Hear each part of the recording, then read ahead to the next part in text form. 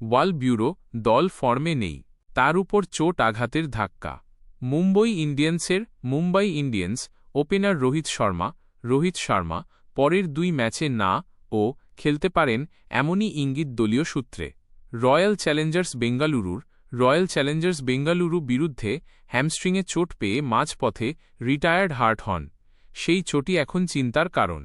সামনে পাঞ্জাব কিংস ও গুজরাট টাইটান্স বিরুদ্ধে লড়াই, 2 গুরুত্বপূর্ণ ম্যাচে তার অনুপস্থিতি চাপে ফেলতে পারে হার্দিকদের।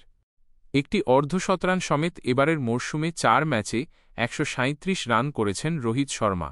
গড় 45-এর বেশি, স্ট্রাইক রেট 165 ছুঁই, অর্থাৎ ছন্দে ছিলেন, কিন্তু বেঙ্গালুরুর বিরুদ্ধে ইনিংসের মাঝপথেই চোট পেয়ে ময়দান ছাড়তে হয়। সেই খেলায় 18 রানে হারে মুম্বই।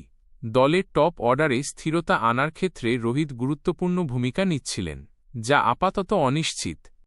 সিজনের প্রথম লড়াই জিতে আইপিএল জার্নি শুরু করেছিল মুম্বই। এরপর টানা 3 ম্যাচে হার, পয়েন্ট টেবিলে চাপ বাড়ছে। পাওয়ার প্লে ব্যাটিং এখনও বড় সমস্যা। ওপেনিং জুটি নিয়মিত